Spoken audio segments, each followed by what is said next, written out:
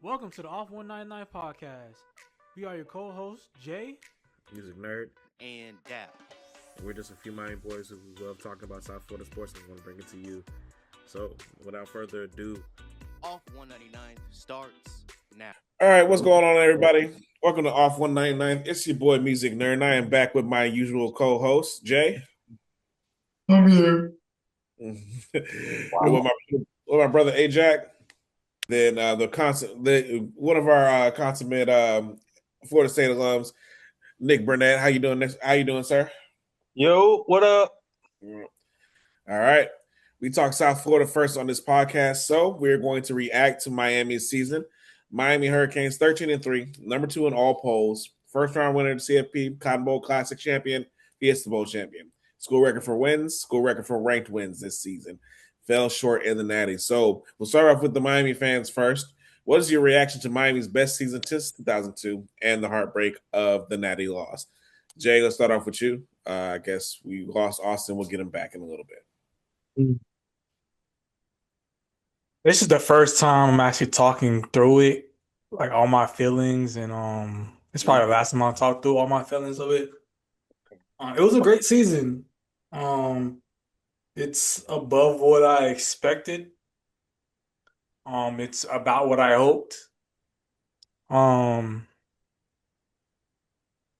Did we overachieve at the start of the year? Yes. But after the first 5 games, it's something that we kind of like said to ourselves, said out loud in the podcast too. Like, this team is the best team in the country, and I'm being a homer here, but I still feel like that reigns true. Just based off the game that I watched, but that's how I feel about the season. I don't know if you want me to go through into the game. You can. Um, it was just painfully evident how I guess, like, all right, at the beginning of the game, I felt like they were letting them play, being very physical. But certain on a drive, I think one of Indiana's first drive, they called a pass interference, which was a backbreaker for that drive. I think it was on a third down. Oh, Frederic, yeah. Yeah, and then but on a previous drive, the same type of hand fighting and holding was going on against our receiver that ended the drive for us. So I felt like, even though I felt like they were letting the boys play, they didn't, for certain calls, we didn't get the same calls. Mm-hmm. Even with the Mendoza getting blown up by Kobe Thomas. Yep. My thing is, if you don't feel if you feel like it's a personal foul, don't call the RPO. Yeah, for sure. Don't call the RPO. Like, if you don't feel that should happen, don't call the RPO. But as far as the game goes, man, like, we shot ourselves in the foot with the penalties. The difference in the game was the block punt. It was the difference in the game. But you know what hurt the most is, like, what hurt the most is, like, I felt like that last drive we were gonna do it anyways. Right. How that last drive was going, we were gonna do it anyways, and I'm just like, all right, we gonna inch down the field, and I'm not gonna even go into the last play, but yeah, I mean, I guess we didn't rev our engines in the first half soon enough, or we didn't get the breaks we needed in the first half, and it was too little, too late in the second half, basically. So, but from what I saw, we were the better team, from what I could tell, but we didn't execute. We weren't the better executing team. So, well, even that, man, I can't say that. I can't say that to myself and actually believe it. But hey, they got the win. Leave it alone. Hey, Jack, what was your reaction to the season and to the national championship game?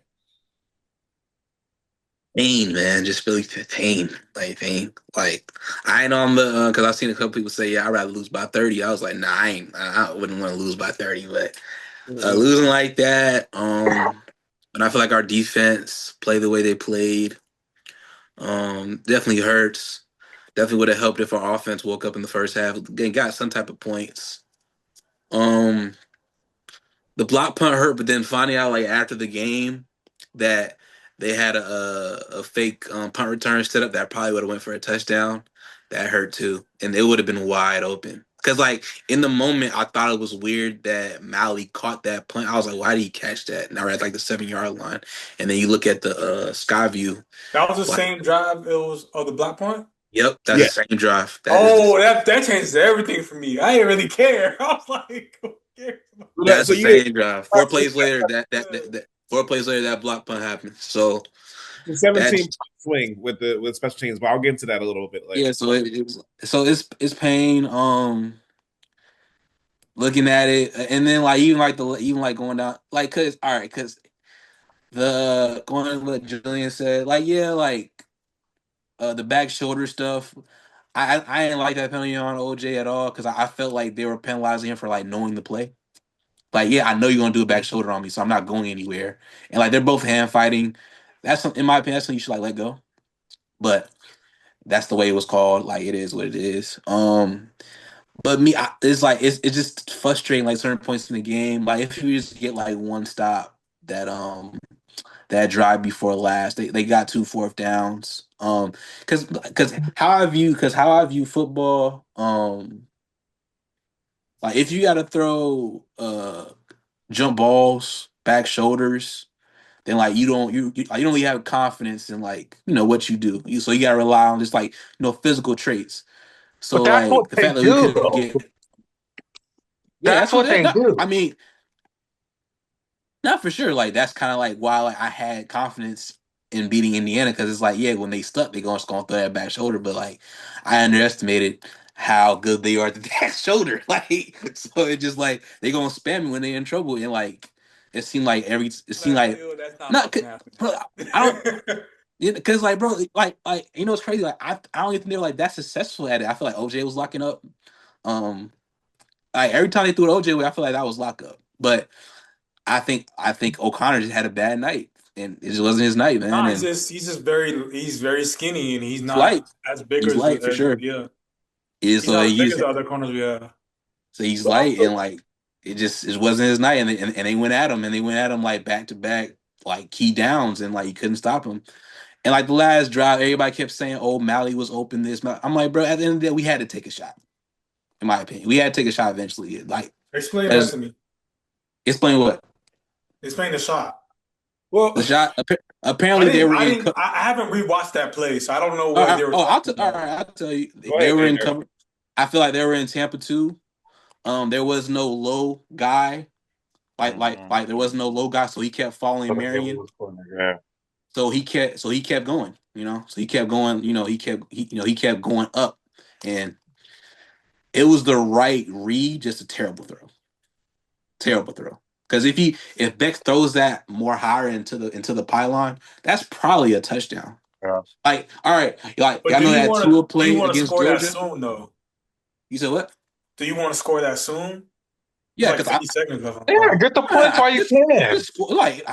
bro, when they like, bro, Bain and Mesdor, Yeah, I feel like they would have got a couple sacks that drive. I'll be honest with you. Like yeah. I just wanted to score like, hey, and And they had more I would rather timeouts. leave the Yeah. game. No, Yeah, I that would rather leave. Yeah, exactly. I would rather left the game in the hands of our defense rather than our offense. Like that's how I felt throughout the season. Like even the first game of the season against Notre Dame. Like if you look at it for real, they had a good like that game against Notre Dame. They had a good first play. They got like 15 yards. And they was at like the 38 or something like that. One more decent play, and they're almost in field goal range. But Bain and Mezzi clamped down. I feel like the same thing would have happened because they couldn't really protect Mendoza all night. You know what No, I'm he saying? couldn't. nope. So if we score that quick, cool. But like it was a good read, just a terrible throw. Like it happens. Yeah, if he would have threw him open, that junk would It's have like been. it's basically like that Tua play against Georgia, but thrown Yeah, terrible. Mm. yeah. All right, So, Nick. I Let's hear. mean, Oh, my bad. Go ahead. no, it's just what it is. Like I'm not really getting the Beck slander because it's like, bro, at the end of the day, like I feel like I'm more realistic about our receivers than like a lot of Canes fans. All our receivers, because like actually like being at the games too, they have trouble getting open for like good parts of the game every game. Yeah. Hmm. Like Well, like it's plays will get called and they're getting hemmed up, yeah, and then he's Molly's right. getting and then like Molly's getting bracketed. So That's why I was during the game. I'm thinking like, man, I think JoJo will get more separation, but I can't put him on the field because he doesn't catch. I can't trust him to catch the ball. that's and then he's entered the portal today. It's like, bro, like I He was on did. the Molly train. Yeah, he's entered the portal. I was on the Molly train this whole entire time, but then like and then now hearing that he didn't know the plays, and then that drop against Ole Miss, I'm like, yeah, I can't. It's hard to. That's probably the type of stuff that had him not playing. Like, you know, But Hmm. also, too, that first the car accident and everything, that it just started badly off this year. yeah, This year. he's got it's bad luck, and then just like, Also, look, I I felt don't like he got think chance when the other player didn't, but he didn't take advantage of it because it seemed like he got caught up. no, like yo, like that SMU game, I was like, oh yeah, man, like they were so wrong about you. JoJo's going to And then yeah, like he has that drop, and that caused the interception. And obviously that didn't cost us the game, but just like that's JoJo. He's so capable of this elite stuff, but then he does he loses focus, because like yeah, that catch that he tried to make was like I'm better than you catch instead of I'm trying to make this catch. It's a yeah. flexing catch. So it's oh, look, that like it's just it's hard. It's tough. It's tough. Like losing that game hurts that we had a chance to it, but like I'm but I'm not mad at Beck throwing that because I knew he had to take a shot because I don't think we could have methodically got down the field in the amount of time that there was there because I know our receivers are not that. Like outside of Mally, they have trouble getting separation. So All right, got you on that. All right, Nick, what is your reaction as an outsider to Miami's season and to the national championship game? I know me and you were talking about things during the game, so Yeah. So the season as a whole was a phenomenal season. You guys had a little dip there. It was pretty dramatic. I mean, I said for at least the first half of that season, the first 5 games, I thought you guys looked like the best team in the nation, and you guys clearly were towards the end, one of the best teams in the nation. Hence the playoff run that you guys had. But defense was phenomenal this season. Amazing defense. The defensive line came out. It was a complete 180 from last year, where y'all's defense was nothing but suspect last year. yeah, Um, that's yeah, mhm. like yeah. So I was thoroughly impressed. Great season. I'm not a Miami fan, but I do, and I have a lot of respect for you guys. Just as a program, when you guys are good, it's good for college football, and it's definitely good for the ACC. A lot of Florida State fans won't admit this, but it's good. When Miami's good, it's good for FSU because it means that we have to be good because I'm not going another 7 years. That's fucking losing. You guys can't do it. Won't be about it. Can't do it. Yeah, Can't win with them. okay. Can't play with them. Can't do it. So, and essentially, you guys being good is good for college football. So I'm happy. You guys had an amazing season. Uh, what was it? You guys clearly had the best defensive line in the nation. Not even close. yeah. Um, Indiana said this the best. so That's the best defensive line they ever played. Yeah, yeah, no, they for played sure. You well. guys probably have the most pros on the defense in any school in the nation, for sure, for sure. Um, Offense, I felt like in the playoffs, you guys were doing enough. The game script was good enough to get by. You guys were doing I mean, like I said, just enough, dialing up every single play that you guys needed. It was very calculated, it was executed well too, especially with the management of how you guys were managing the offense. You guys were able to run down the field methodically throughout the playoffs, which was great. I thought it was very smart to be able to, one, keep your defense fresh, and two, be able to just execute and move at your own pace on offense, which is phenomenal. Um, Now, that being said, you guys were great. If I'm going to talk about the game, though, I think you guys need, I'm not going to say get a new offensive coordinator, but in that game, I just felt like you guys were lax on offense. And you guys are correct in the fact that the receivers may not necessarily get schemed or get open or get separation. But my thing is like scheme somebody open. Like that's not hard. For me, I was like, at least watching the first half, and I think you guys came out and did it in the second half, and it made sense to me.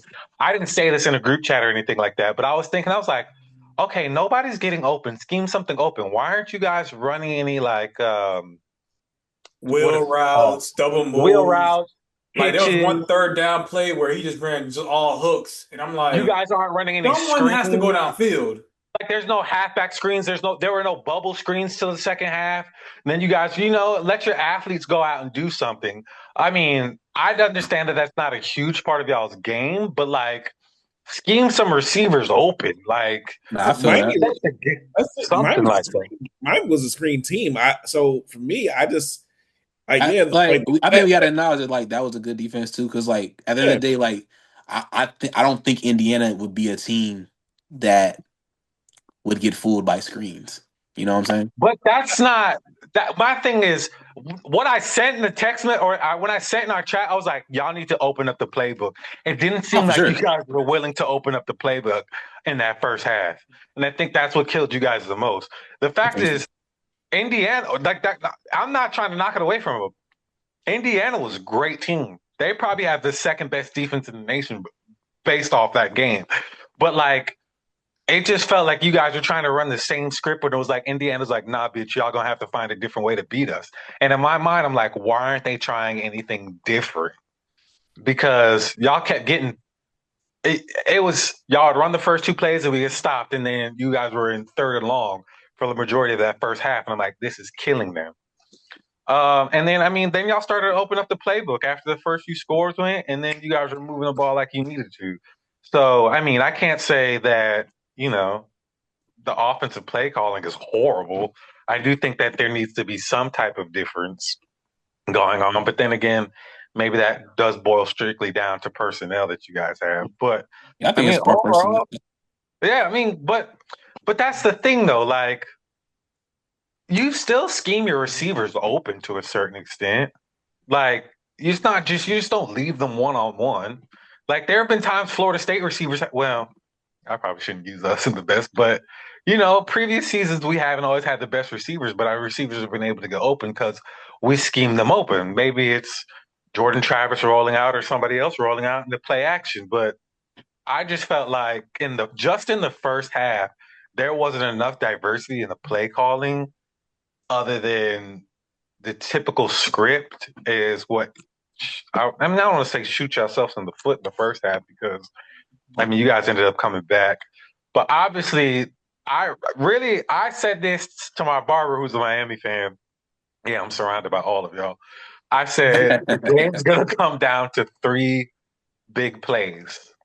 It was the punt, the missed field goal, and obviously That the fourth down. interception at the end of the game were the three biggest plays. And really, if you made the field goal, in my opinion, the field goal and the punt are probably a 10-point swing, but even take that away. If you make that field goal, it is a completely different game. Because every single time you score, it's even. It's even. The game, I don't know. But it was a great game. As somebody that didn't have any horse in the race or skin in the game, it was exciting to watch, especially the second half. I mean, second most watch football game in the last 15 years. yeah, you Most guys watch. definitely did not disappoint. I think this, I mean, I don't necessarily agree with Julian's take, but I'm seeing where he gets it now that I think about it is you guys committed so many more penalties and shot yourselves in the foot so many more times than Indiana did, and you guys were still in that game, which I think speaks to how good of a team you guys really are. And it really speaks to how Indiana has to play damn near perfect football to win any game. Um, I think they're though really well coached. Indiana Yeah, yeah. plays perfectly almost every game, and it was Yeah. incredible to watch. So I didn't mean to cut you I off, but just need to add that point. But go No, ahead. yeah, for sure. I mean, but yeah, I was. I was skeptical of Indiana. That game definitely proved that Indiana is. I don't want to say. I guess they are what the hype is. That's just a Nah, I'm really not well. giving that.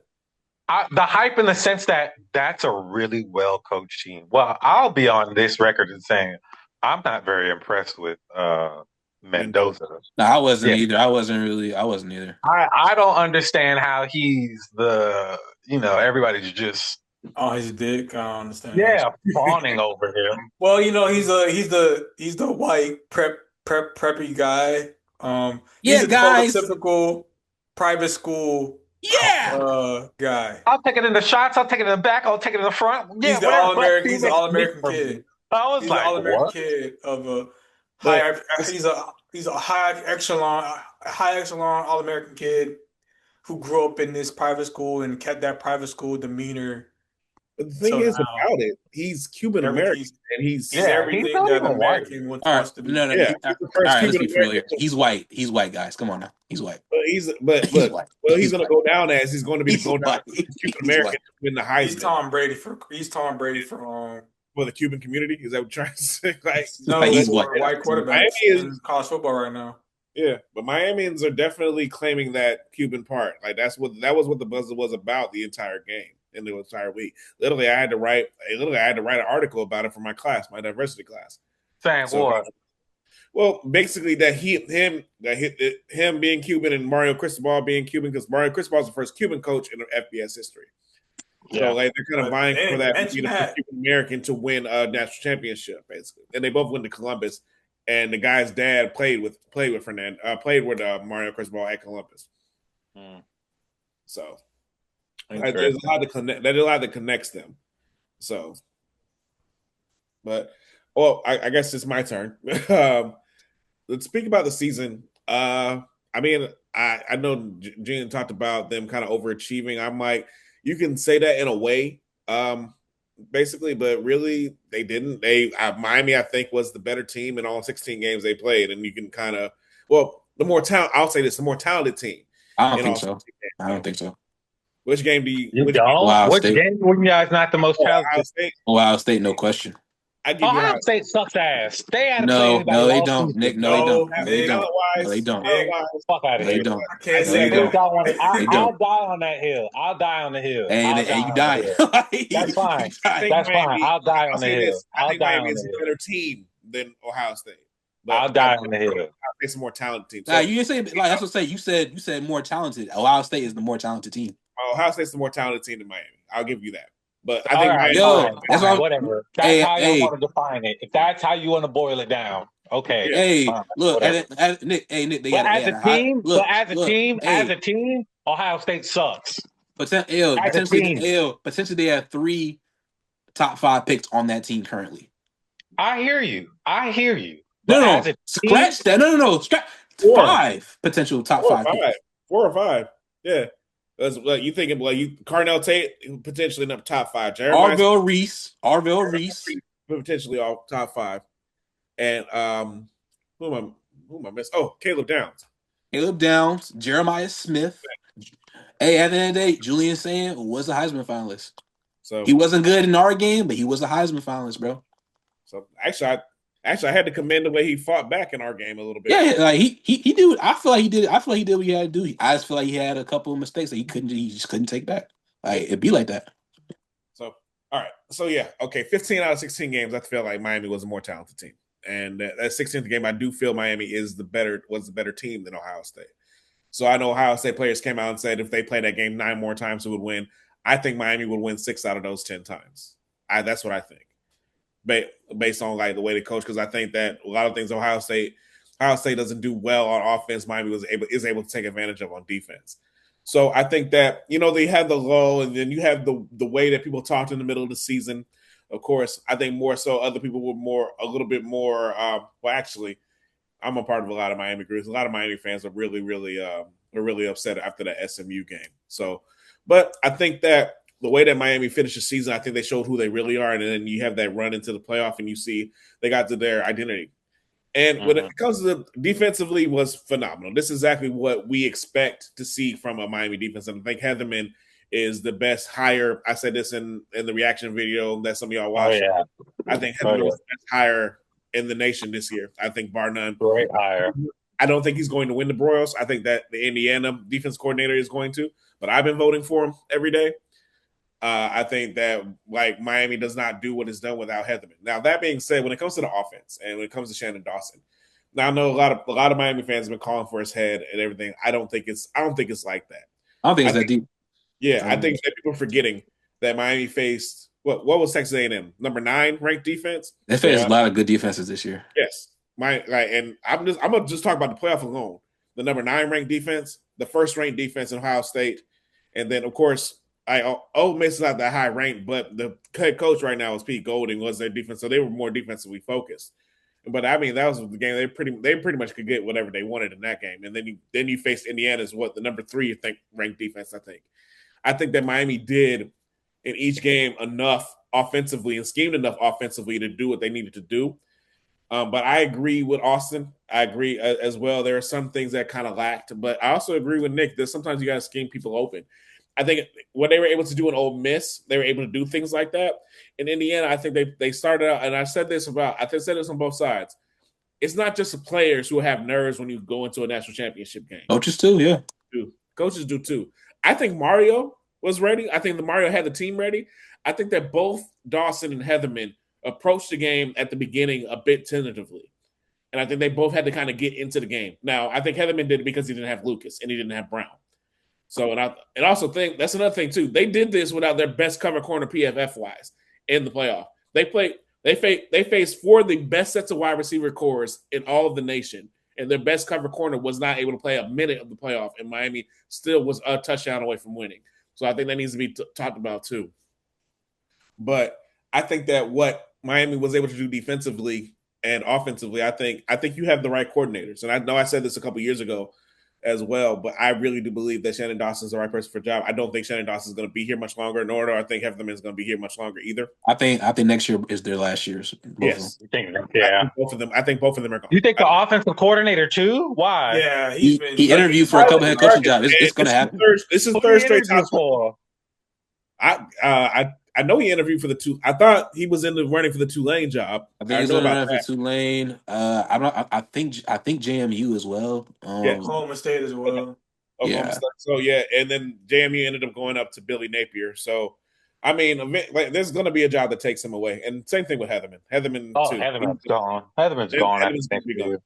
I think, but one thing that helped us out is that they both were pretty much set, and they were out of their any head coach things. I think they were able to focus. I do think Pate kind of had a good point when it comes to these coach searches and why like time out of the schedule for the playoff is kind of wonky.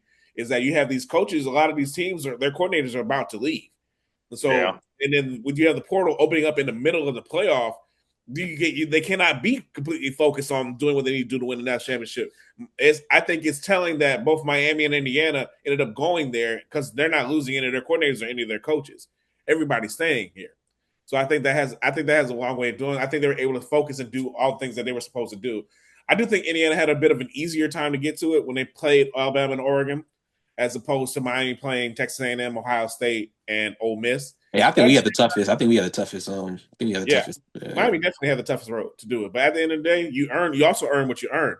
If Miami would have taken care of business, then Miami would have had a much easier time too, and would have won the ACC championship and gone off. And Miami should have been undefeated going in. But as great as the season was, you cannot overstate that as well. And then you have to hope that they're able to kind of step up and do that for the next season. But when it comes to what happened in the game, first special teams. We've already pointed out different things: the missed field goal, the punt block, the missed punt, the missed fake punt. That's 17 points right there. And now you kind of count the punt block and everything. That's the same. It's like you're giving up that same thing.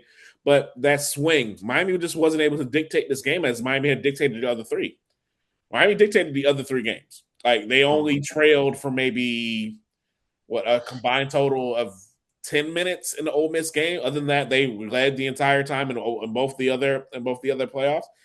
I think that's Miami's game. And when Miami's not a team built, not this way, not this team built to come back, it has the ability to, and you saw that it was able to, but that's just not how they play the game. And then also too, you're not able to dictate the run in the first half. Indiana's defensive line was able to really shut down what I didn't think they were able to shut down. Like we had that first play for 9 yards from Fletcher. We get 9 yards the rest of the quarter. That's just not going to get it done. And I think that Shannon Dawson kind of warmed up in the way of the game. I think towards that last drive in the first half, he started calling the plays, and then I think he had found the running games, and the running lanes that he needed to get. That's how you're able to scheme open a 57-yard touchdown against a defense that had not given up a 100-yard rusher all year. Mark Fletcher runs for 112 yards and 17 carries. But it also stated there were 10 minutes of game time when he didn't get a carry as well. And that has to be talked about. Like, that's not good enough. I think that, sometimes I think that there was that third drive, I think, that we went 3 and out when he came out and did 3 passes because, Indiana. Yeah, I was just about to mention that. I was like, that drive annoyed me. I was like, passing it 3 straight times. I was like, no, that's not how it's going to get done. You can't abandon this run game. That's where you're going to be able to get, because that's the only thing Oregon was able to do against Indiana, and Oregon was playing free safeties at running back, so they had a 70-yard run against them. So I'm like, Miami's like that was the best running back they played all season.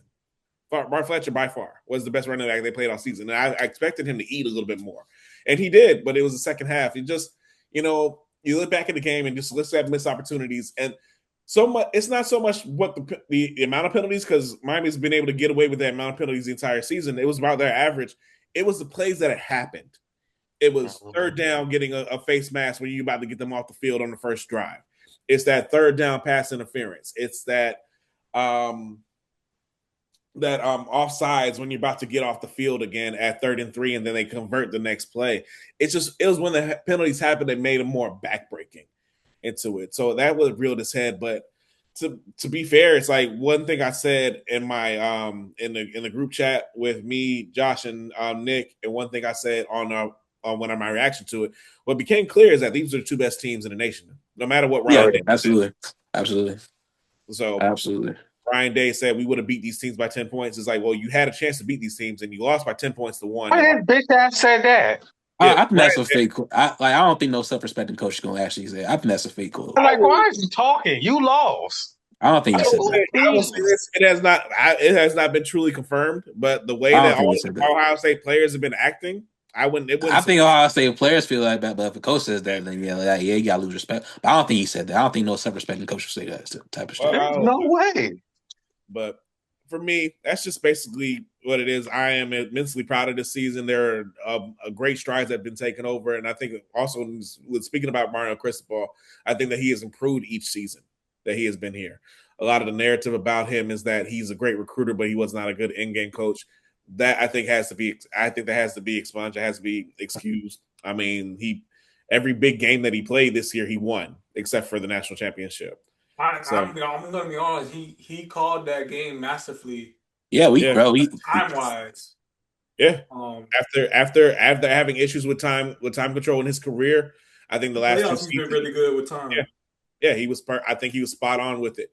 And one thing that I said last year, because I watched how he massively did the Cal game, and then I watched how Dabo messed up the Louisville game when they lost, when Clemson had their first ACC loss. I was like, wow, the difference between the 2 of them is now kind of night and day.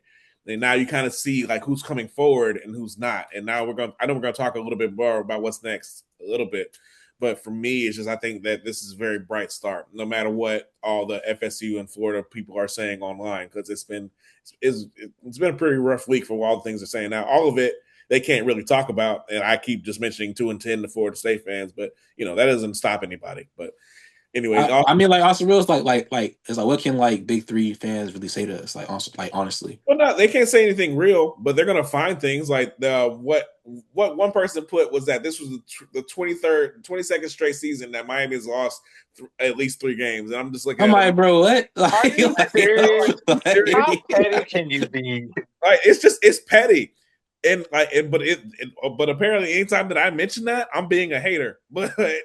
You're sitting there talking like. I think I see that. I think somebody was like, "Yeah," and the University of Miami has never won 2 games. Like, like for real. Like, I think that rivalry is one thing, and like we're always going to poke fun at each other.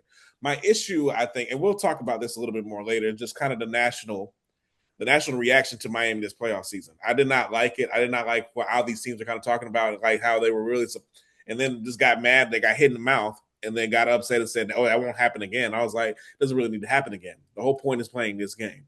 But I'm gonna move on. And we got 3 questions, and then we're gonna move on to Florida State, and then we'll start off with Ajax this time. So, what's next for Miami? Can they improve next year, and can they win an ACC championship next year? Ajax, we'll start off with you. I feel like we can improve, especially offensively. Really, my only concern, all right, because I gotta look at this in totality. Like, it's like, who are we losing? We're losing Bane. We're losing Mesidor. Yes, Uh, like we're losing the best defensive end combo in a in the long nation time. by In a far. long time. That's the concern. But we just got one of the best defensive ends in the nation to commit, Damian Wilson. So that I think that will hopefully fill that. But we have to Marcus count. Lightfoot. And then we I got feel like Marcus Lightfoot, who yeah, absolutely Lightfoot. played an Indiana running back, sent him into the shadow realm. That was an amazing play. Yeah, so it's like you gotta. I feel like that's like a position room where like you count on your high school recruiting, the edge room. The Yes. tackle room is a little bit more up in the air. Um, well, David Blaze leaving. He had his struggles this year a little bit. I feel like Scott and then Ahmad Moten announced he's coming back. So I feel like the Scott would line, be really great. yeah, I hopefully the line doesn't take too far of a gap. It doesn't take like too far of hopefully. Yeah. So and then like look, all right, like, and then you got like Who y'all you losing got on the like look at offensive line? offensive line. You got to count on high school recruiting again. Honestly, You're guys, losing Maui Noah, you're losing Cooper, you're losing Brockenheimer, you're losing Bell, you're losing basically four. you're losing four Oh, starters. damn, Like you're that. losing basically your offensive line. You're losing four, and all of them are all ACC capable. And then Maui Noah was a consensus All American, of course. Yeah, So you're losing. You're losing. Like all four of the offensive linemen leaving are going to the Senior Bowl. yes, Or, that's how good they Going are. to the Senior Bowl. So that's gonna be hard to replace. You basically bring back two co-starters, and then you gotta count. That's the at the end of the day, like portal this, portal that. I do think the trenches is something you gotta count. Like you gotta count your high school recruiting. Like it's like you gotta be confident in your recruits that you recruited to the University of Miami. Like that's Mario stuff. I shouldn't. He's gonna like try to bring in some depth or whatever like that. But I shouldn't see too much portal on the edges in the offensive line. Like I Right feel I now, feel like I feel like maybe you recruited well enough to like count on that. yeah. Linebackers like you're losing Wesley. Mm-hmm. You're losing Wesley, and actually, it's rumored that Mohamed Torre is coming back. So He has a year. I yeah, thought he was done. he's on. This is only his third year. It's only his third full year playing actual football. He's been hurt every other year, Oh wow. in the COVID year. So Oh, that's right. it's rumored that he's coming back. Seniors were done. I really did. I thought this was it. So you got Popo, and you got this one kid, Kellen Wiley, 6'4", 230. He'll be probably I think he'll probably be a redshirt sophomore. No, a redshirt freshman. I don't know if he played all 4 games, but I'm really counting on him to make a jump. So the linebacker room is still a bit of a question mark, but to be honest, the room overall was like up and down all year anyway. So Like basically, you can only count on Toure and Bassane. yeah, so it's like it is what it is. But then you got the secondary. I feel like the secondary, like you're losing Scott, you're losing Thomas. Mm-hmm. That'll be tough. That's just yeah. But you're keeping maybe one of the top 4 corners goes into the portal. It's not really looking like it. I haven't heard anything. So you're bringing back your top 4 corners, and you're bringing back probably your most consistent safety in Poiser. And then you already bring in a couple guys from the portal or whatever like that. So so the defense, I hope I you just gotta just hope the defense is neutral. Like you can get better in some spots, you can get worse in some spots. You're just neutral. Then you go to the offense. Offense is I feel like it's how we can get way better at. Mensa's 90% probably coming, so that's an upgrade at quarterback. Fletcher's coming back. He has another off season without an injury where he can just work on his game and not rehab. And I feel like that's very important for him. I feel like the 2 guys that we bring in from the portal at the receiver position, I feel like those 2 guys are better than a Marion and CJ Daniels that we brought in the previous season. And then you have the young, and then you obviously have Mally. Only question mark on that side is offensive line. That's a big key.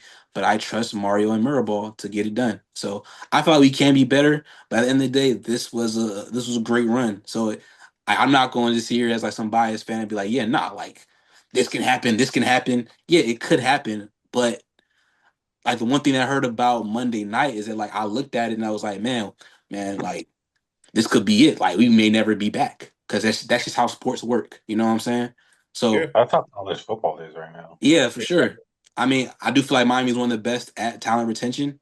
It's not really looking too good right now because I think we had like 12 guys into report like last 3 guys. I mean, like last 3 days, but our team is still good. Like we didn't really lose anybody that has actually had like a key role in this year's team.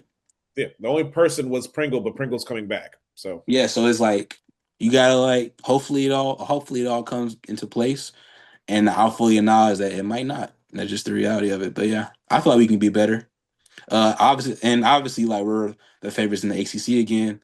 But I do feel like them last 4 games this year in the ACC play, I feel like it was like a really I feel like it was like a learning moment for Mario, where it's like you got to play different in ACC play. You got to be more smarter. You gotta like have some tricks up your sleeve because like there's good coaching in the ACC, man. Like you can't like the style of play that you played in the playoffs. It's not gonna fly in the ACC because they're gonna scheme you out of it. So you gotta do something off script or whatever like that. So I think he learned his lesson from that, honestly, and he's learning how to like be more open, open up the playbook in ACC play. So yeah, I feel like we can get. So I feel like we can be better and win the ACC. Jay, how do you feel? Austin said it all. Mm-hmm. Um, Anything to add? it's just like yeah, it's like you watching the game, you're watching everything go down, and that does cross your mind. Like, dang, like I don't think I don't, you never know. Like, you can get back here again. And yeah, you have Minta coming, but with all that litigation, you never know how that's gonna affect Yeah, things the going investigation. forward. I Mhm. am I kind of don't want Mensa to be for spring because then you have your young bucks have Hmm. get all those reps. Oh, Yeah, that's So fair. now, you see Nickel and you see Coleman and see what they're really about. yeah, so like, That's and fair. I wish we could have got that last year, but like Emery Williams took all those reps, and it ended up not being it kind of ended being a wasteful spring for in the quarterback room, really, pretty much. That's Because fair. they weren't I ain't going. look at it like that. I did not look at it like that. That's a great point. So maybe that's a good idea if because we do got to start developing in house when it comes to quarterback. We can't keep on dipping. I ain't gonna lie, Money bro. is I not think fine. Money's not infinite. nah, Anything. I get that. But at the end of the day, bro, But like like everybody's doing it. Like you Yeah, can't yeah, name. I It's like get you it, and can't. I get it, but one of these days we're not gonna get our guy. No, that's like Bill. What's crazy about this whole thing? That's happened like the last 3 years that we haven't got our guy and we got lucky. Exactly. Like I'm like, So bro, it's like like, nah, we I'm get. with you. I'm with you, man. I really am. I'm with you. But anyways, like going to next season, we do have a very easy schedule with us going to the 9 conference games, and we're not but complaining. that is based on this year. We never Yeah, know what's going to happen. yeah, and you're not complaining Notre Dame to like the middle of the season. Mm-hmm. When it comes out of conference, so like you don't have like it's possible to have a very good season going forward. To say that the next year's team is going to be better next year than last year's team, that's hard to say because that defensive line is generational. It Yeah, was. It Yeah. Um, was. It was. and I feel like I'm glad that we didn't waste that D line. Like we wasted a generational offense. We wasted generational players like Greg Rousseau and De'Aaron King, stuff like that. Like we've wasted great seasons and weapons. So I'm glad that we rode it to its to the as much as we could. Um as far as next season goes, you just don't know, man. But I have a I'm I'm at the wait till I see spring and see the reports coming from spring to give you a good answer. But Because the transfer portal is not closed yet. You never know, so we'll see. It's only it's only open for a couple teams. It's only open for Miami and Indiana. That's what kind of sucks about this process right now. Is that like we're the only team that people can poach from right now Yeah, teams are tampering right now to get because players, and no one's gonna talk about it, but that's what's happening. But You know, yeah, like that's why I don't really complain. But like someone goes into the pro, I was like, yeah, I mean, yeah, like it yeah, comes with the it territory. does, and that's the thing. For me, as far as like that, I just want that to be fair. I just want people to look at it fairly, but no one's going to because college football is just too much emotion into it. Nick, what's your opinion as a Florida State fan looking at Miami? What do I think y'all finna do next season? Yeah, Well, what's your feeling for it? For the if you had a feeling for next season and looking at where they at now? I think crystal ball has created stability in your program, which is all that I want at this point as a Florida State fan. Is just give me some sort of stability or a roadmap to our future, which we don't have. Um, but yeah, I think you guys, at the very least, should be in the mix for an ACC championship. You guys really should win the ACC by now, to be honest. Yeah, Um, I think question marks are going to be on the offense because that offensive line is gone. Um, the trenches are going to need help on both sides of the ball. So I think you guys are looking at a completely different team, really. But that's kind of how I just feel about college football in general right now. Like, no team from this season is going to be the same as last season, or vice versa. You know what I mean? Like, yeah. There's no continue like continue. there's no Alabama's building and stockpiling players on the bench, Georgia building and stockpiling players. Like, that's not where college football is at right now. So also, to be honest, it seems like production retention can be fatal. Look at what happened to Penn State and Clemson this year. yeah. So LSU, those top four Well, teams. Clemson thought they had some dogs that they didn't. So like, But yeah, but No, like they were like like Penn State actually did. Penn State actually did try to get like they actually did try to get improved as a team. It just I feel like that because like they tried to upgrade the receiver position and it just yeah, didn't work out for them. well. Also, I really do feel they put too much into that Oregon game, and what's that? I think it can be said as a Miami fan, I have seen it. You put too much into one game, and then you lose that game. That's how one loss can turn into four, and it yeah, turned you into feel like the five. whole season's over, and Yeah, then you're turning around. Oh shit, my season is it's over. over because there's no reason in hell they should have lost to UCLA with a interim Nah, coach. For real. nah, for real, that was embarrassing. That was bad. Like that was I, bad. I and I can't defend as much as I want to defend James Franklin and I have on this show and everything. But after that UCLA game, like, yeah, I can't. You can't defend that. You Yeah, can't. You couldn't. But I'm sorry, I didn't mean to cut off your point. But you were saying, but no, I mean, I think you guys should be competing for the ACC. Hopefully, the ACC gets its act together soon. I do think there are a lot of good coaches in the ACC, but we're just not getting any respect from the nation as far as a Power Four conference or whatever you want to call it. But I think you guys should definitely be at the top of the ACC next year. I mean, you guys have stability in that, and the fact that there's a direction to go to. I don't know what the team looks like, just because, like I said, that's not how college football is right now. But I think you guys should be proud of where y'all's program is, especially considering where it was at 4 years ago. right?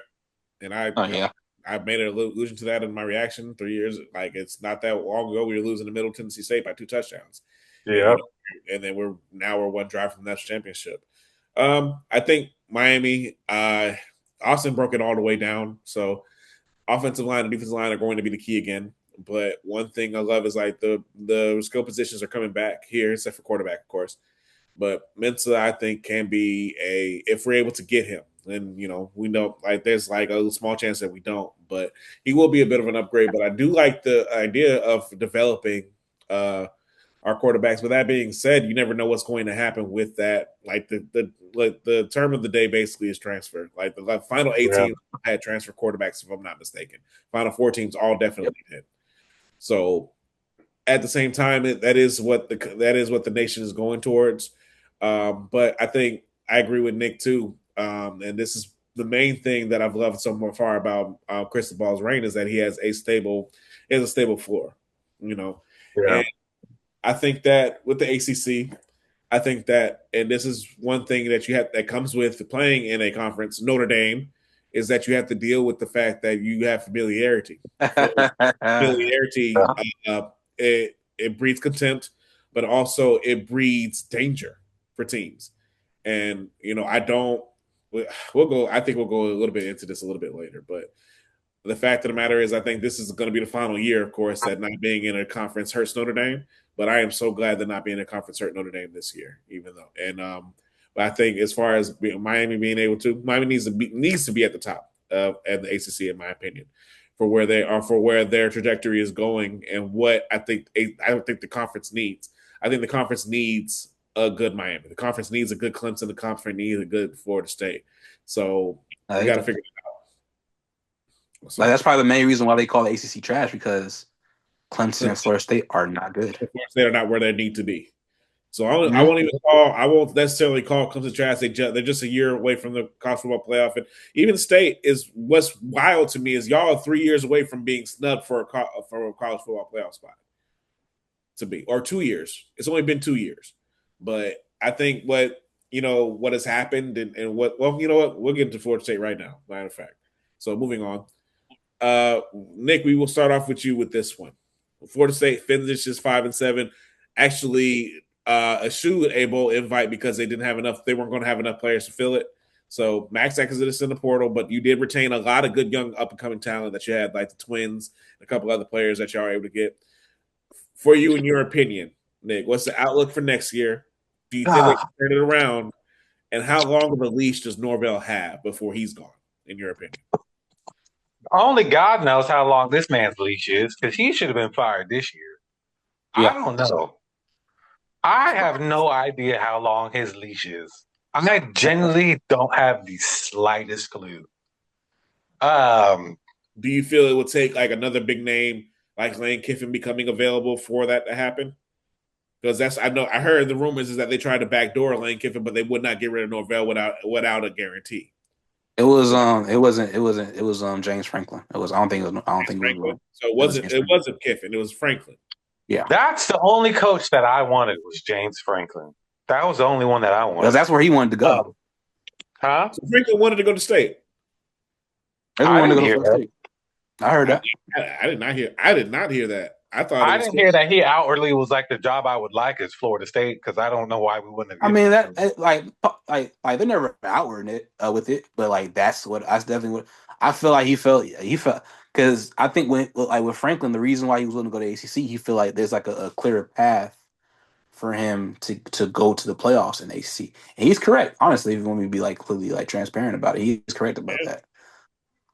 He's right. And Florida State was one of his preferred spots. So obviously you can't openly interview James Franklin, but I don't think he liked the setup there. It's kind of like a similar thing that happened with Lane Kiffin in Florida. I don't think Lane Kiffin liked the setup there with like the AD and stuff like that. That's why they kind of went out on Lane. Even though Lane has said before in the past that Florida is one of his dream jobs because of Steve Spurrier. So, yeah, that's true. But we talked about the LSU job. That's kind of dream for a lot of coaches. all right. So as far as the leash, to go back to the original question, he has to win. What do we win? We won 5 games this year. Yes, he's gotta win 8 games. Well, 7 to 8 games this year. That's just to make it to the end of the season. I'm not even saying that keeps his job, because there's no way we go on another losing streak and the AD does not feel the pressure from 1, the fans, but 2, the state to get rid of him. Like, you can't justify it. You cannot justify it. I mean, sure, technically we're better than last season because we only won 2 fucking games last season. So yeah, sure. You want to hang your hat on that? Go ahead. That's fine. It's a bit of a cop-out, especially since, I mean, we all found out Alabama was a trash team, but still, we beat them in the beginning of the season. So it's like, okay, we have something here. something is here to build upon, and it just didn't look like it came to fruition throughout the season. Um, but as far as the direction Florida State's going in, I don't know, man. This guy's a used car salesman at this point. And Damn, bro. I know I'm really sounding like I don't like Norvell as a coach. Now I know you do. I know you do. I really do like him as a coach. I don't know if I like him for Florida State anymore at this point, but I do like the guy as a coach. I think he can coach. I think he's a great coach. I just don't know if Florida State is the spot for him at this point, which I think is a general consensus amongst anybody that's in football right now. But I mean, it's not like our classes right now aren't that great. Last time I checked, we were like 19th in the transfer portal, and we're 13th in recruiting, which is the highest we've actually been in a really long time. So, That's surprising as hell, actually, right? That's actually, I So mean, high. he had to be though, because that's been his biggest criticism over the past 2 years is that he hasn't recruited high school students. Which I mean, you have to and build then some like you sort of finally get foundation. some good high school players, and like they go to the portal. So it's Yeah. like, damn. So it's like I don't. I mean, I don't know what we're. I mean, I just don't know the direction or what the game plan is. I only say he's a used car salesman because he just keeps saying, trust him, it's coming, it's coming.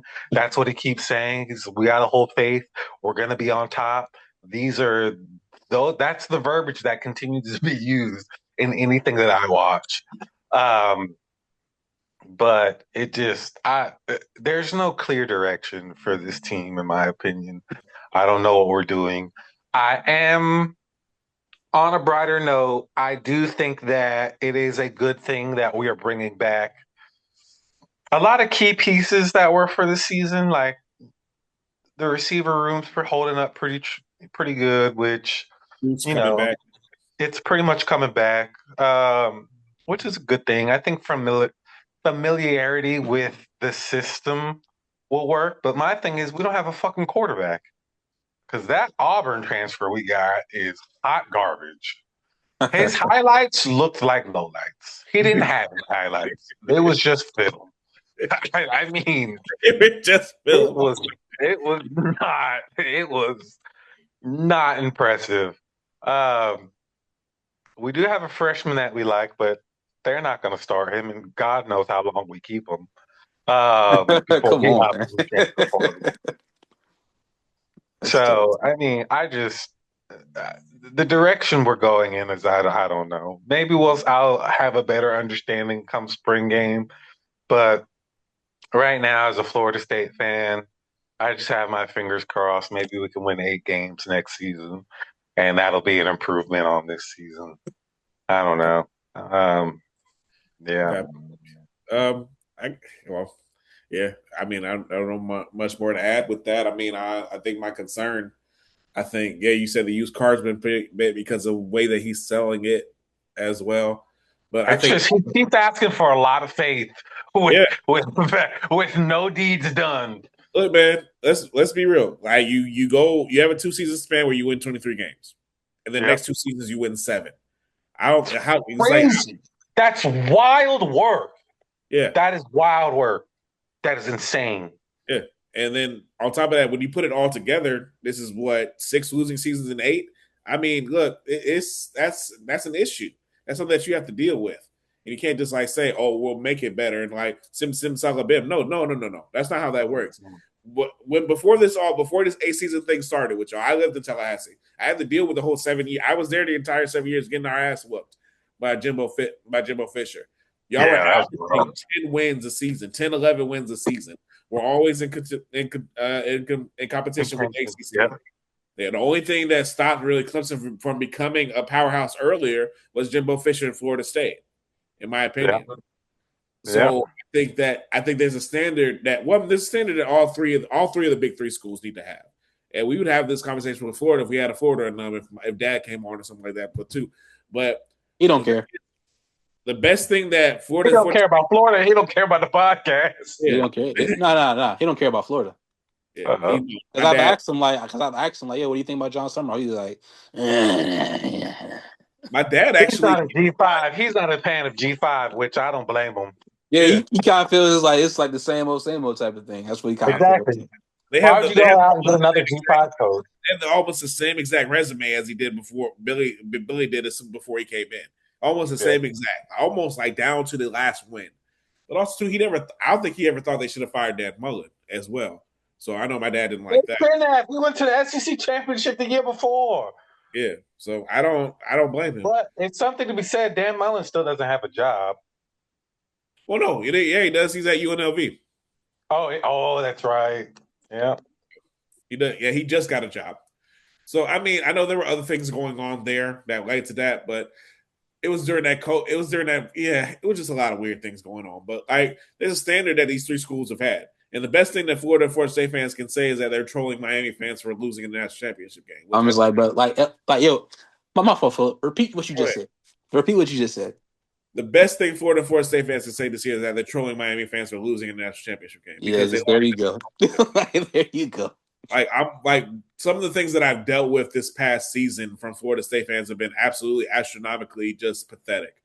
Like I had Florida State fans like making graphs saying why Notre Dame deserved to be in the playoff over us. Yeah, that's yo. That's Like Florida embarrassing. fans and Florida State fans like rooting for Texas A&M, then Ohio State, then Yeah. And then then Indiana. painting the Indiana sweater on Albie the alligator Yeah, I and seen that. I seen that. putting that Hoosier Buffalo thing on Osceola. That's That look. made no sense. That That's it just didn't. Yeah. I understand. Like me and Josh talked about it. We had kind of that argument, that back and forth about it. Like he had said, if Miami fans would be different, I'll tell you this: there's one thing Miami fans won't do. Miami fans not going to put any other type of other jersey on Sebastian. That's Yeah, one. like that makes no sense. That's one thing we're not going to do. My fans gonna do a lot of stuff. They ain't gonna do that. I know Yeah, they we didn't ain't put no doing Auburn that. Tiger on there when y'all played them in 2014. We ain't putting no. We definitely did for damn sure didn't put no Oklahoma Sue or Ohio State Buckeye with Florida played them in 06 and 08. Now I know the technology is different as well, but and I also know that everything is different because the level of trolling is just kind of at skyrockets now because this is how the world is. But I think for me, I think that these fans, I think all of us have to kind of focus on what's actually going on right now. Like, there's a problem. Like, the thing is, Florida was way too talented to be going 4-8. You can say what you want to say about Florida State and everything, but Florida State also beating the eventual SEC runner up and a college football playoff winner and only winning 5 games. I think that's more concerning than what Miami is being able to do and not do. Is my concern, and that's like. But I understand also you look at college football as a way to escape, and being able to troll your favorite rivals is a way to lose touch with reality. But at the same time, like this has got to change. Like Florida State needs to be good for the ACC, and Florida needs to be good for the state of Florida football, in my opinion. But that is my soapbox, and I will die on it. I think there's gonna be some people like Josh saying like, well, Miami fans do this. Miami, like a lot of fans are saying to me, oh, like y'all weren't acting like that 2 years ago.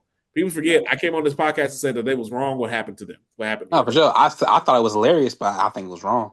Yeah, it wasn't the right thing. But at the same time, look at if you look at the result of what happened since that game, especially the Orange Bowl on. I think people need to be more worried about what's going on with the program than what Miami said or didn't say 2 years ago to give y'all credence to say what y'all saying now. So, but anyways, let's react. I want to react to get reactions to the college football season as a whole. Jay, I want to start off with you.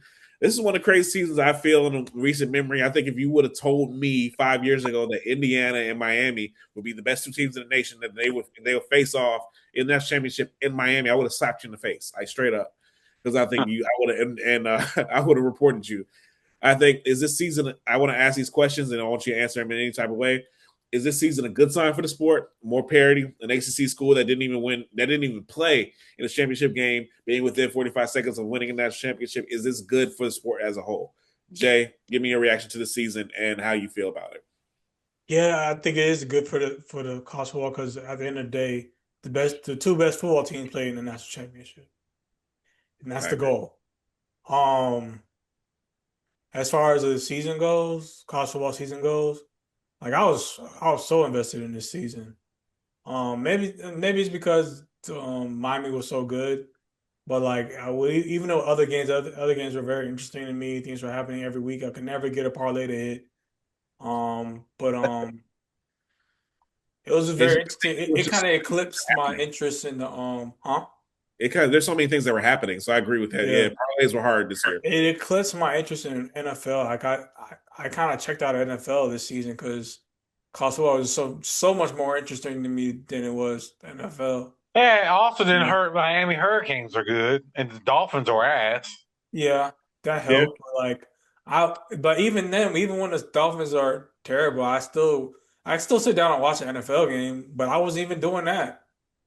Right now, I could not tell you who's gonna win the Super Bowl. I The couldn't even tell Rams. you like who's the best team in the Really. playoffs when this playoff started.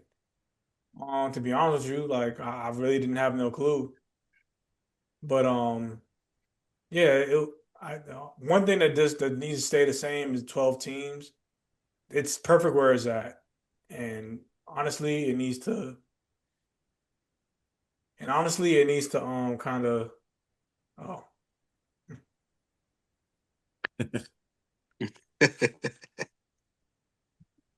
Go ahead.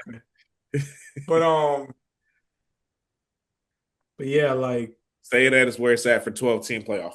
You think it's at a yeah, perfect? You think that's a perfect place? yeah, it doesn't need to change at all because to be honest with you, like if you adding more games to the Yeah, season is don't add anything. it's gonna dilute your product, Yeah, for sure. and you need to fix the calendar as it is because honestly, I didn't like that we had to. It kind of took away from the games that some coaches were leaving and they weren't 100%. Da da da. I didn't like that storyline because it kind of felt like, oh, this team lost because of this. Yeah, they gave excuses where they shouldn't have been there. Yeah, so I gave you that. that's my take on it. Mhm. Nick, what's your reaction to this season? It was a great season. It really was. I loved the parity that was in college football. I love the fact that things weren't super predictable. Um, as much as people want to complain about the transfer portal and NIL, it's changing the landscape. It's evening things out. I do think that things obviously need to be tightened up. We've talked about that in other podcasts, but there's some things that need to be figured out. But overall, I think that it's putting out a pretty good product. It's showing which coaches can coach and which coaches can't. Um, I completely it, agree with that one. yeah, Yeah. it's showing a lot. It's showing that it wasn't just the SEC that was just dominant just because it was the SEC football. It was like, no, you guys were able to pay your players the most, and let's just call a spade what it is. And now that everybody can pay players openly, the landscape is a whole lot more even. I heard what Nick Saban said. What? He said the Big Ten have an advantage because of NIL. I thought he was joking. Come on, bro. You know, y'all know Nick He Saban. wasn't really joking, but like he said it in a ha ha. Like what Nick Man, said. you don't say like I mean me personally, you don't say that type of stuff. Like because like you know how sensitive he got when Shane Gillis told him he'd be cheating. Yeah, If you sensitive about that, you don't say that type of stuff. You that's know, Yep. true. But you were saying, Nick? my fault, Nick. But yeah, it was a great season. I mean, I think they need to, I don't think you should have uh, unlimited skips or unlimited transfers as well as you want. Yeah. Uh, I'd like to see some type of cap as far as how much you could play players. It's kind of getting out of hand. But I mean, other than that, those are my only two gripes with the way college football is. Put a number on how many times you can transfer. Put a cap on how much money you can pay players. Um, and let's see what happens. I would. You need to change the What? calendar. Huh? Yes. Oh, that. Okay. Yeah, that's my other gripe. Change the calendar.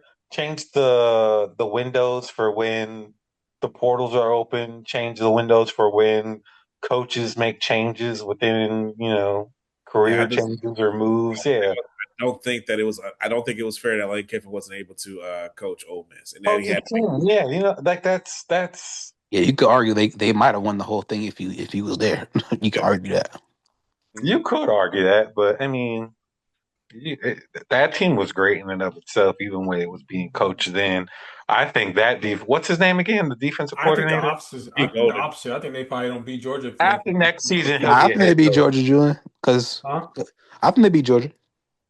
I don't. I mean, we Because all right, agree to I'll give disagree, you an but example. I'll give you an example because I don't think Pete Golden. I don't think Pete Golden handled the clock well in game against us. He didn't. no, he I feel didn't. like I feel like they scored very quickly. That last drive that they scored, and they should and I think Lane Kiffin has gotten to the point where like he's better at managing the clock because they are a hurry up team. But there's been times throughout this year where like Lane Kiffin's be like, all right, yeah, let's slow it down, let's slow it down. I feel like Lane Kiffin would have did that. Pete Golden didn't do that. I do feel like at this point, Lane Kiffin is the better head coach than Yeah, Pete but that Golden. was versus. This is you're talking about versus Miami. I'm talking No, about I'm just versus giving you an example of Georgia. like I feel like Lane was better at like managing the game than Pete So Golden he at this point. managed what he's saying. He's probably would have managed the Georgia game a bit better because there were better. There were things that like Goldie could have done in that game. I think that would have actually had it more in their favor to begin with than what. Because I know they're coming back for 21-6.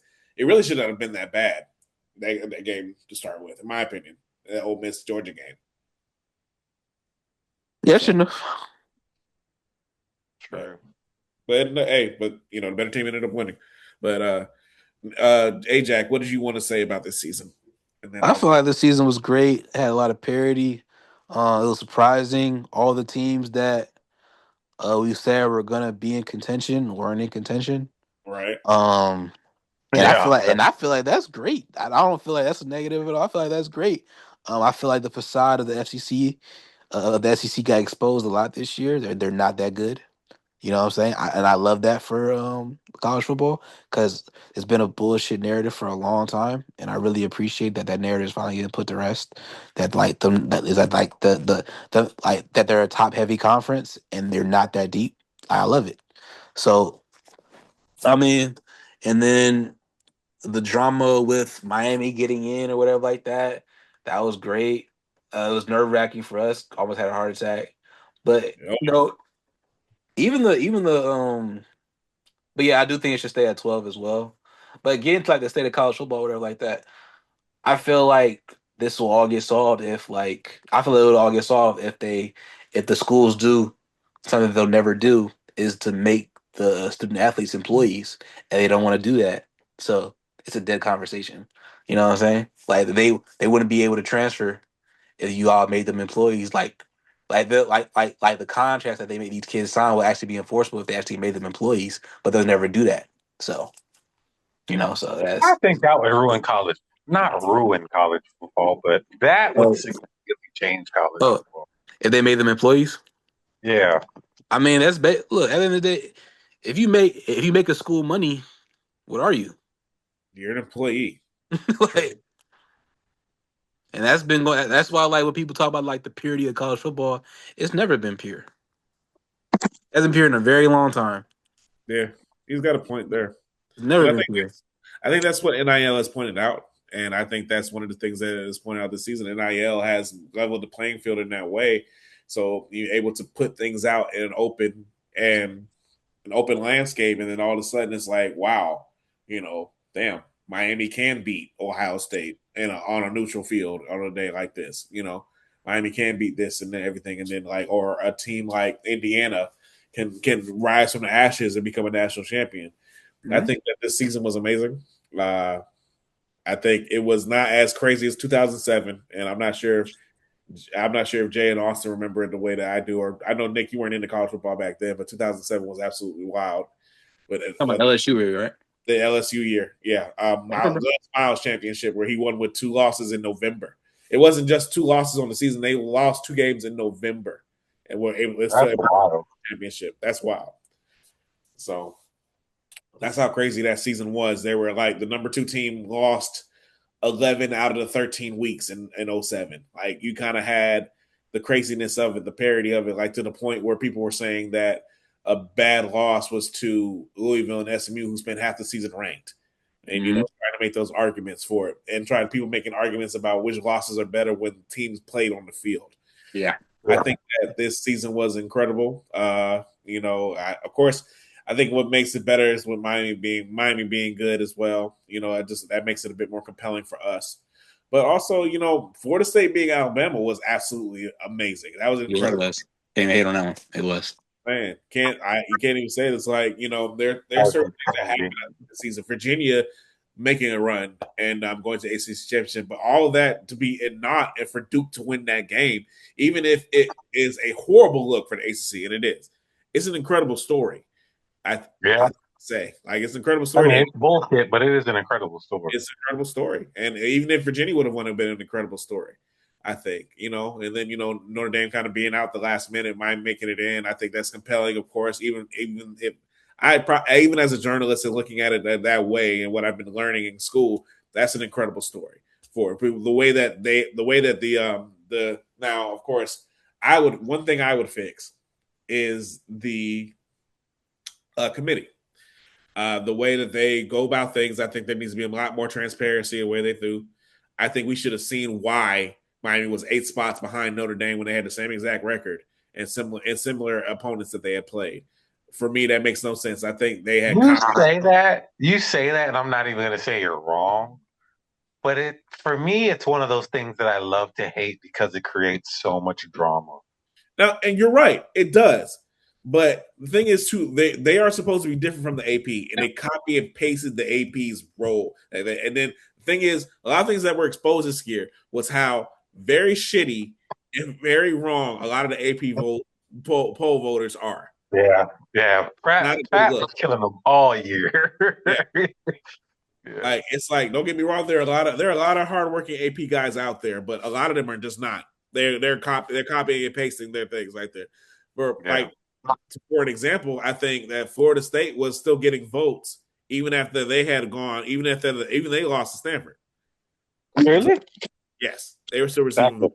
They're like 3 and 4.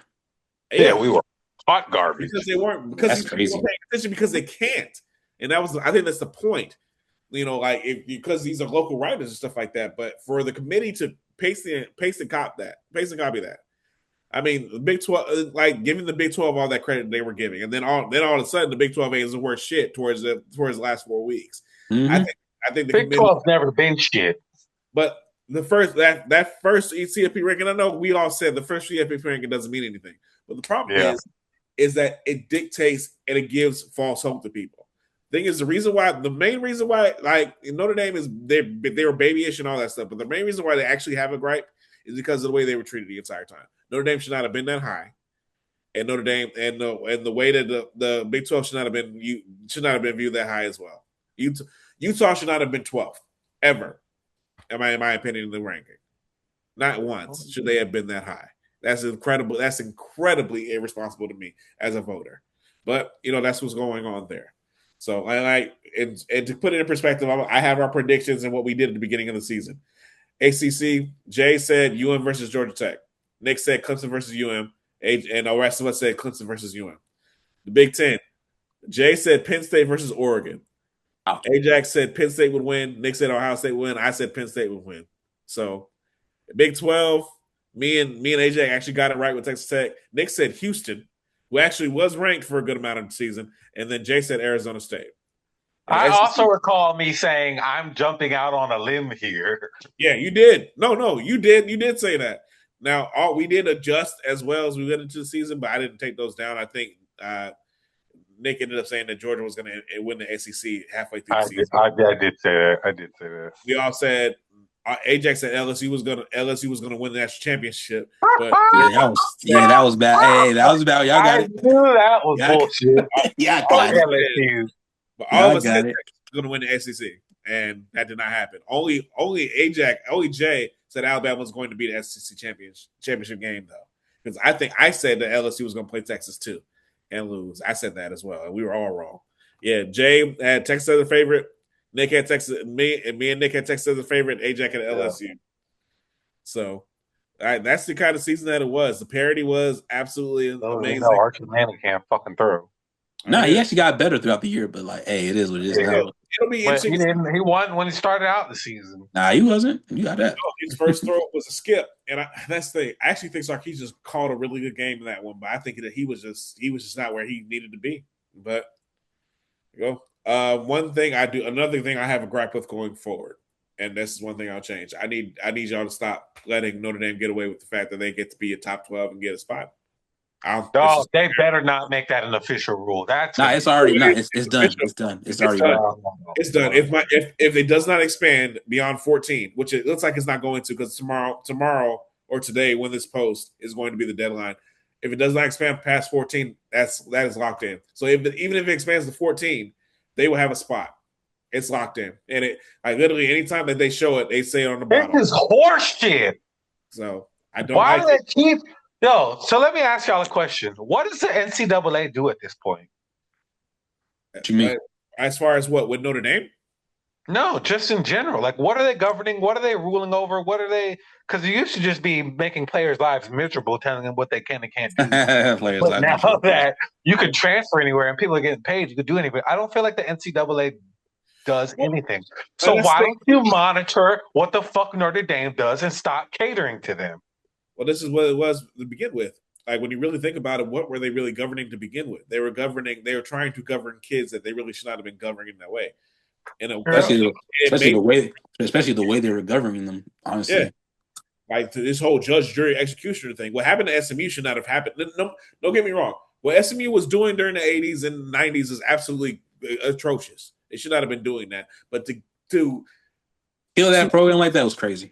Yeah. and then for it to be threatened against Miami and things like that. Like the reason why Miami basically sputtered during the 2010s is because of the threat of that happening to it. And then the thing is, what the NCAA did is they had a lack of institutional control, so they really should have given the death penalty to themselves.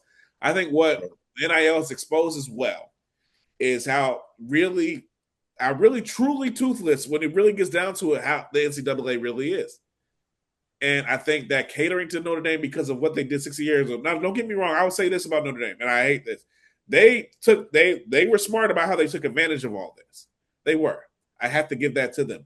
But as I said I had a reaction to him. I talked about how the ACC shouldn't be mad if they want to cut ties. Notre Dame has not won a championship in almost 40 years. At this point, Yeah. they are, you can even call them an elite program, but they are not a top 5 program in the college football world right now. They're not. They're not. They're top 10, top 15 at best. I'm just being real about it. For them to be as upset as they were about not getting to the playoff is just kind of laughable. For them to pout and take their ball and run home like they did because they don't get to compete for a national championship is laughable. It's just for me, we played a hypothetical game last time. I wish we could have done that. For me, your two biggest games, and you know that your two biggest games are going to be your first 2 games. You actually get an extra week to prepare for the other game at home. You still lose them, and then you still think you have a right to get upset. It's just what's Yeah. wrong. That's one of the things that's wrong with college football. And we're about to get into a national opinion about how the people view Miami. But the thing is, for me, and of course, it's because I'm a Miami fan and everything, and I'm biased. But the real villain of college football is always going to be Notre Dame. It's always That's funny. because of the way that they take off. But the way college football fans see it is always going to be Miami. And we're going to get into that unless anyone has anything else to add. No. All right. So national opinion, and this started at week 1 from Notre Dame. Actually, the Miami Thug narrative that has returned this season and returned in a big way. First by Notre Dame, and then throughout the season in different games and situations. What is your opinion, both as fans of the program, Jay and Ajax, and as outsiders looking in, Nick? Jay, let me get your opinion first on this about the Thug narrative. I think they were disgusting. Um, Even when such an upstanding kid like Mark Fletcher gets called all these names and a thug, um, just off of pushing and shoving a player that disrespected His dead father. deceased father, but automatically is you have no class, yada yada yada. They don't even know this kid just because he's black and with dreads. He's a Yeah. thug.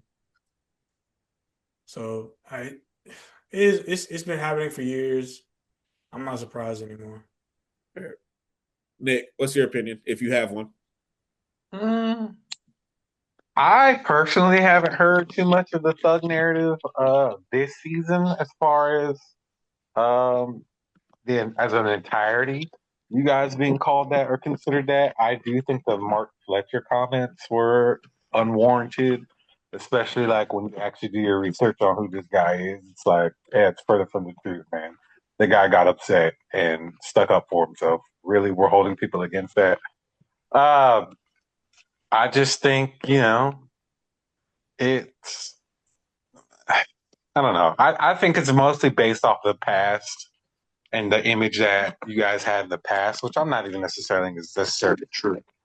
But people want to hold on to college football is really weird. Like they're getting rid of a lot of traditions, but yet it still wants to hold on to traditional Hey, things. Yeah. So I think that's just what it holds on to. It's just like, well, let me see what I could talk shit about. Oh, this is what we used to talk about them in the past. So let's just say this again. That's kind of just like where I've gotten from it. Um, yeah, I mean, that's kind of my piece on it. hey, Jack. I mean, it started with the Notre Dame fans talking all that mess about their this and their that, and that was just nasty. That's Unintelligent thugs. yeah, that's That that's literally how the season started, you know. So I mean, it started with that, Fuck Notre Dame. and then like we get to it, and then like you catch it's like you catch kind of our players in, like these vulnerable moments. Because I kind of knew it was coming because I kind of felt like they were too, like I'm used to the vitriol. You know what I'm saying? I was like, I think some negativity's coming, and it came. You know what I'm saying? Saturday had to come for like probably one of our most upstanding players, which is crazy, and Mark Fletcher. But I kind of knew it was coming. But it's nasty, but it comes with the territory.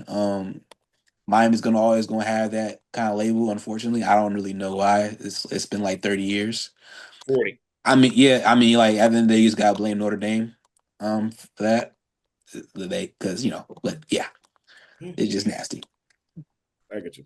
And for me, I talked a lot more ad nauseum about this when my reaction, but for me, I think like the kids, and I actually I argue with a lot of Florida State fans about this because they're saying you have no idea what those kids said. I'm like, yes, I do, because I know that kid.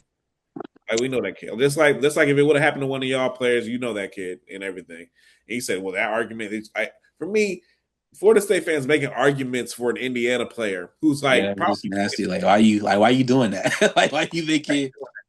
And my thing is calling out these kids to have classes like doesn't the winner need to have class too? Does that not go both ways? It's like how people kind of attacked Cam Newton 10 years ago because he wasn't he wasn't showing much emotion. He wasn't showing much like positive emotion after losing the biggest game of his life. But they held him to a higher standard than they held to the Michigan Sure. governor at the time, who couldn't get clean water to a whole metropolitan city in Flint, Michigan at that point. So for me to kind of dig into the past, and as much as college football game is playing, and Nick are kind of alluded to it, everyone wants to hold on to this old level hate and this old level assumptions of people. And then there's this guy Jay something who really is like going out there and perpetrating this hate against Miami. I've never heard anyone hate Miami as much as this guy is. I forget what his name is. It's like some type of radio personality. He says he hates our fans. He hates what we stand for. He hates all this, hates this. And you just tell he doesn't know any of us personally at all. And he couldn't care less because he just hates Miami. And I think there are so many fans out there who kind of go off of that train of thought because of how Miami came up and how the Blue Bloods at that time hated it. How the Oklahomas, the Notre Dames, the South Carolinas that they used to play, how all these people hated it, and then eventually kicked us off their schedule. So, and you get that, and like you hear, like for me, because I'm trying to prepare to make sure we're prepared on this podcast, and you're hearing different things from all these different fans, Texas A&M fans, the Ohio State fans, the Ole Miss fans, the Indiana fans are all saying similar things to this, right? The thug comments, all this other stuff. It was around bouncing around it, not trying to say it outright, but they were saying it. And the Ole Miss fans really got kind of nasty before leading up to that game. I You mean, it's guys are Ole nothing but Miss. a bunch of racist. It's Ole Miss though. Like, you But can't yeah, I really. mean, your team is named Rebels. But the thing is, Like, I think my issue with that is that no one, like a lot of people in this country, don't really make big deals about that. But they make big deals Still have about a Confederate flag on campus. but they make big deals about Mark Fletcher, who you put stories out about him being talking to his father before every game, and then you post no reaction to that. For me, And I know the Indiana kid said that's what he said. We all know what you said, kid. Like I He understand you're trying said to defend yourself. he said something along the lines of, "Yeah, I just want to wish him a good game." I just don't believe that, bro. Well, it's not true. Mike Rumph came out and said and confirmed that he was talking shit about what I will And say. then Indiana fans were trying to say, "Oh yeah, he just lost his mom." He wouldn't say that. I'm like, bro, you'd be surprised what No, these. you'd be surprised how Yeah, people. you'd be surprised what they say, regardless of what they got going on in their own lives. You'd be Yeah, surprised. like people use hate to hate. Like the thing is, and that's obviously what that kid did, and he was upset that Mark Fletcher torched him. And but also too, this is the same kid who waited 20 minutes while Mendoza fulfilled his media obligations to wait for him. So if it was a point that he was like, wanted to wish him I just wanted to wish him a good game and he swung at him. There's no way Mark Fletcher does that. There's no way in your mind that you could think that is the logical thing that Mark Fletcher would do if he was just swung at it. So If he just why swung didn't at you do that? it, Other people said good game. I ain't see yeah. that from other people. So I'm saying for me, it's double standard that they were using with Mark Fletcher, and it pissed me off. And I'm not gonna lie, I didn't yell about at Florida State fans about the game or whatever. I yelled at them when they tried to disparage his name. I stood up for Mark Fletcher this entire week in the comments, and some of the things that I got back were really disgusting from Florida State fans on that. But I don't think any of y'all watch the podcast on the rival ones. But if y'all do, fuck y'all. Just saying that. Like if I said this on this. I know mom and dad, y'all watched it. Dad doesn't really watch it, but I know mom watches it. If someone says something about Anthony C. Jackson or Philip Jackson Sr., I'm throwing hands, and I'm a 35-year-old man. So if I'm going to expect that from a 21-year-old who just lost the biggest game of his career while he's probably thinking of his father in that moment, yeah, hold yourself to the same standard that you hold him. I mean, That's they're never gonna do that. We know that. But yeah, but that's my only message to people like that, and that was my only message to people that were talking about it. So hold yourself to the same standard. Of course, they got upset and said a lot of shit, but it is what it is. All right, one last thing. Today is actually the 20th anniversary of Kobe's 81-point game. So I wanted to ask each of one of you if you I know gave y'all hopefully I gave y'all enough time to think about this, but what's the greatest individual basketball game y'all have witnessed in any history? It can be from any player from any team. Nick, let's start off with you. You don't have to have been there in person. You just have witnessed it. You were the one. You witnessed it. That's all the prerequisite I have for this. LeBron James. Well, I saw Kobe's 60-point game at the end of his career. That was wild. Yeah, that was. Um, We watched that one together. We were kind of sitting there like, wow, this that dude. was wild. Yeah, because he was cold all game. All game was cold. And then all of a the sudden, he couldn't miss. turnaround. Yeah, he caught fire. But LeBron James game. What was it? Game 6 of a really shitty Cavaliers team where he just took over and just did everything. Which series are we talking about? The one where he brought like Dellavedova and all of them up. I forget what. No Kyrie Yep. against the Celtics. Yep. That was. That could have either been Game 6 or Game 7. He kind of took over that entire series. Yeah, that entire series. 2018, LeBron James. Yeah, I remember thinking. Well, I remember watching that whole playoff series and just being like, he's the greatest player ever to play. He's better than Michael Jordan. I've said that multiple times. I've recanted that statement after doing further research, but I will say the comparison is a lot closer than people want to give it credit for. Yeah, for sure.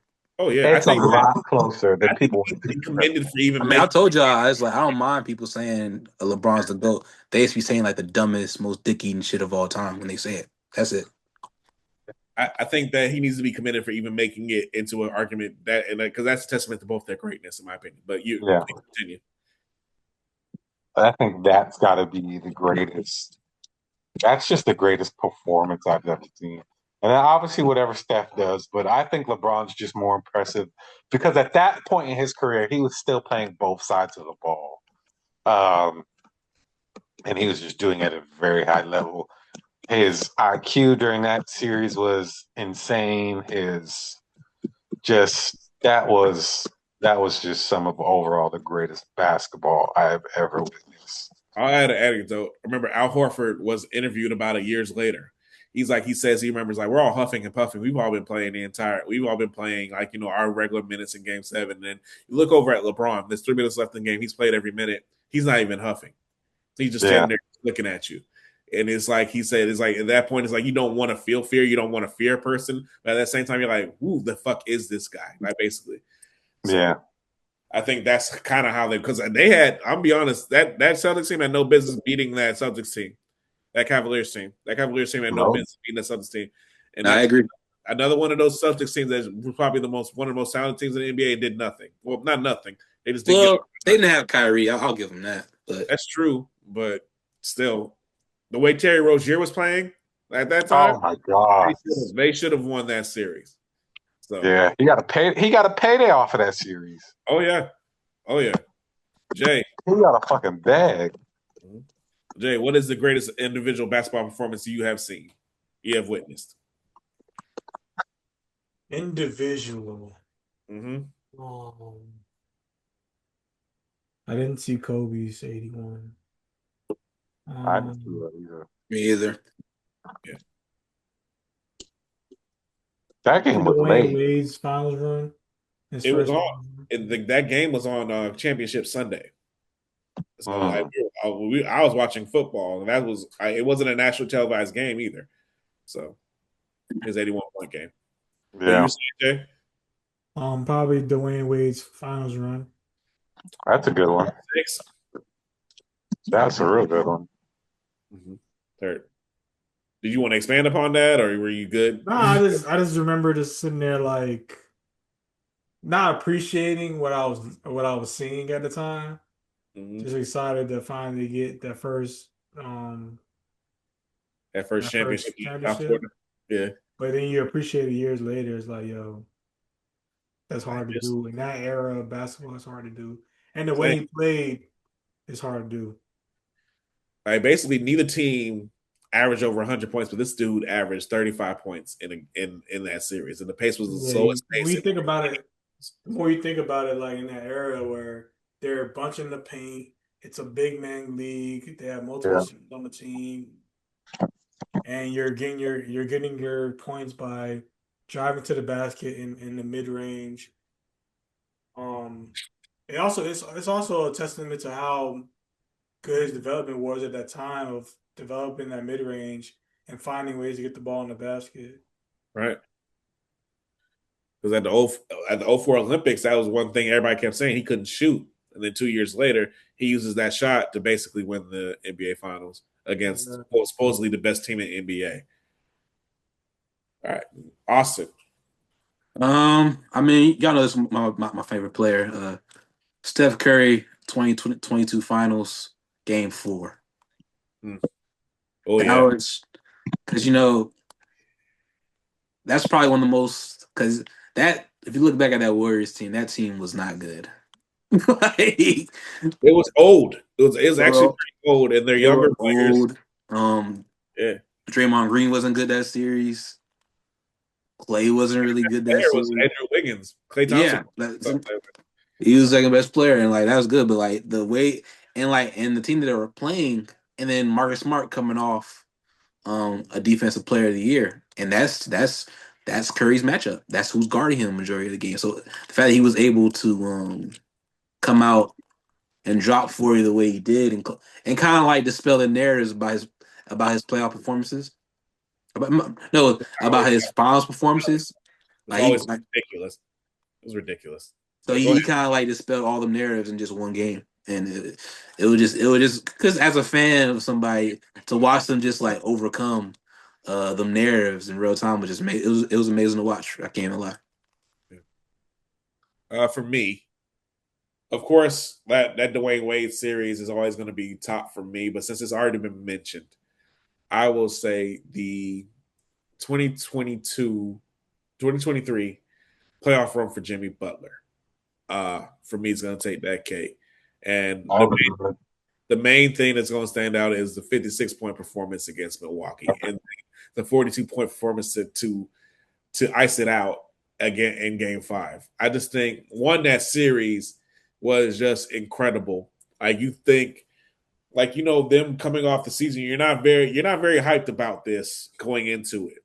It's like you think Miami, the way Miami is coached, you're like, oh, they can steal game one, they can do that, and then they kind of pummel them in game one. You're like, oh, okay, all right, and then they get pummeled again in game two. You're like, oh, well, and then game three. They come out and they just absolutely blitz them and everything. And the thing is, you're still not sure they're going to win this series. Pundits are still saying that Miami's not going to win this series. But game four, what Jimmy Butler did that night in South Beach, I think will live on. And I think it's also going to be one of the greatest what ifs, of course, if he doesn't get his ankle sprained against the Knicks as well. But I think what he did that night is just like it was a man. He was on fire. It's like a man walking on fire. It's something that you just don't see. It's like whatever he did, whatever he created, whatever was going on, it went in. It wasn't just his shots. It was like his passes to Caleb Martin. It went in. Him going in for steals, it got from getting the Bam Adebayo to Kyle Lowry. It went in. And I think also what gets lost in that is how well Bam Adebayo played that series too. But the thing is, it was all about Jimmy and what he did and carrying in that season. I think that's always going to be the biggest thing I regret about what happened with Jimmy Butler, and I hope he recovers well from his ACL tear. I hope that does not career ending for him and everything. I still got a lot. It's over. It's over. It's gotta be. He's 36, isn't he? It's over. Yeah, it's over for him. It's over. And I want to be off. I love Jimmy Butler and everything. I hate that way it ended here in Miami, and that's always going to be one of the greatest what ifs. I think that I just think that the way he played in that series, of course, like the Knicks, and just carrying it, and everyone forgets that he played on one ankle because he wouldn't complain about it. Yeah. And I think he played that entire postseason. He was definitely the second best player in the entire postseason, probably behind Jokic. And I think that it's a shame that I feel like he deserved more credit for that. But that's going to be it for us today. That is going to be the CFB reaction. Thank y'all so much for tuning in. Please like, share, subscribe. As far as the future of the channel, we are going to slow down a little bit. We won't have as much basketball related stuff. We will be trying to maybe get to y'all maybe once a month or so, and I will be doing several things for it, and I'll try to bring guys as long as I can. So, but it's been a great college football season, but I do think Ajax and Jay are going to have to take a step back, kind of decompress from the season a little bit. Hopefully I get some things going off with Nick and Josh, but we appreciate you guys for watching us. Please like and subscribe, share. We're getting some love from random people, so it's always been nice, but please like and share. So OFF199th out. So for Jay, for Nick, yo, for Ajax, Yep. my name is Music Nerd. Thank you so much for tuning in. We will see y'all next time. Good night.